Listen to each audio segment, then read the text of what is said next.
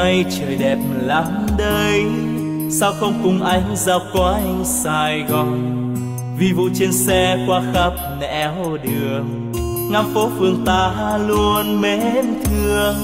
Sài Gòn của mình bao nhiêu quán xá, là có bấy nhiêu món ngon thật ngon, là có biết bao nhiêu lựa chọn, là nỗi đắn đo hôm nay ăn gì. Sài Gòn dịu dàng gom bao nỗi nhớ, đi đến nơi đâu cũng mong về mau.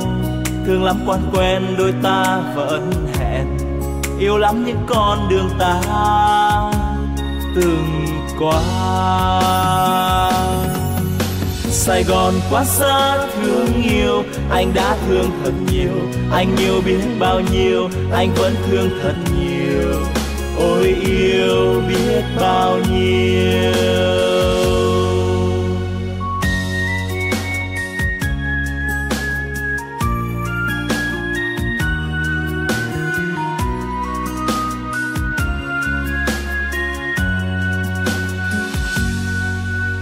Hôm nay trời nhiều nắng ấm, sao không cùng nhau dạo quanh Sài Gòn.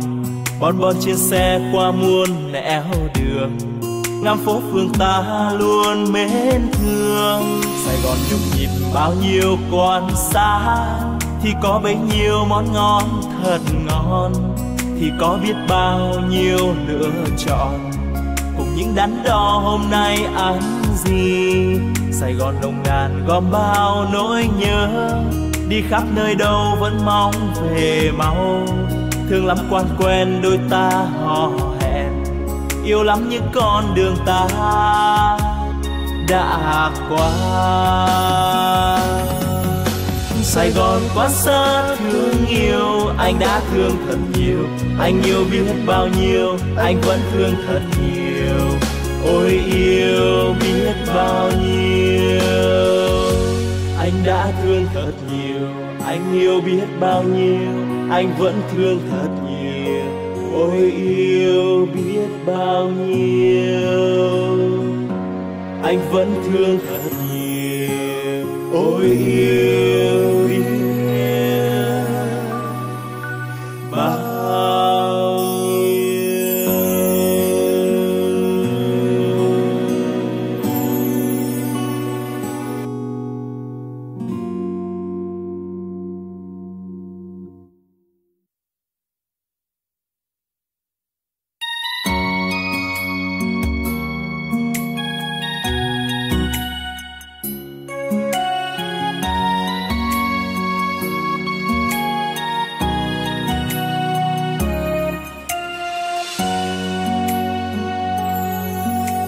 Hôm nay trời đẹp lắm đây, sao không cùng anh dạo quanh Sài Gòn.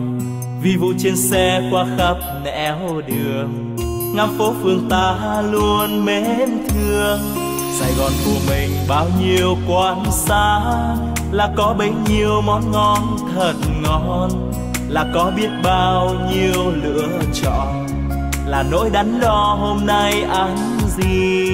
Sài Gòn dịu dàng gom bao nỗi nhớ, đi đến nơi đâu cũng mong về mau. Thương lắm quan quen đôi ta vẫn hẹn, yêu lắm những con đường ta từng qua. Sài Gòn quá xa thương yêu, anh đã thương thật nhiều, anh yêu biết bao nhiêu, anh vẫn thương thật nhiều. Ôi yêu biết bao nhiêu.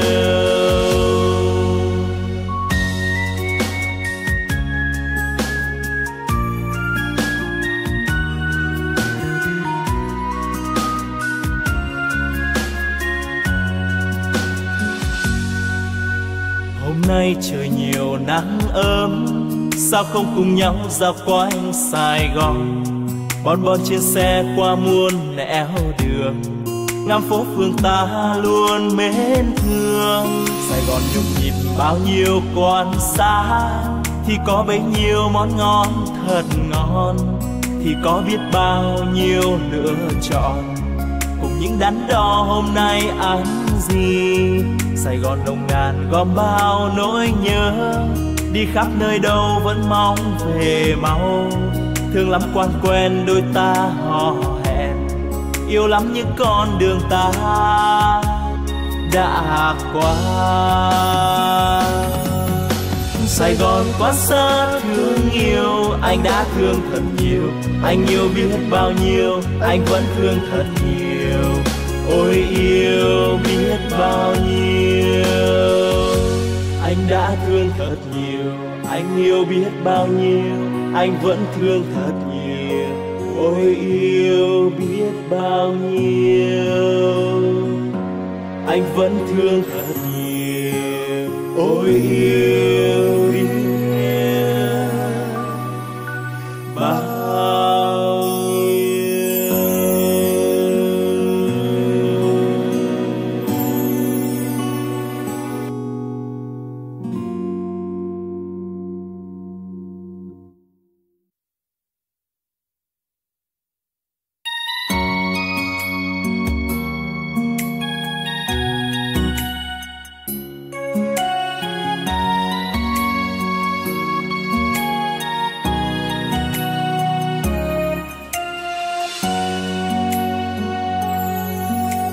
Hôm nay trời đẹp lắm đây, sao không cùng anh dạo quanh Sài Gòn.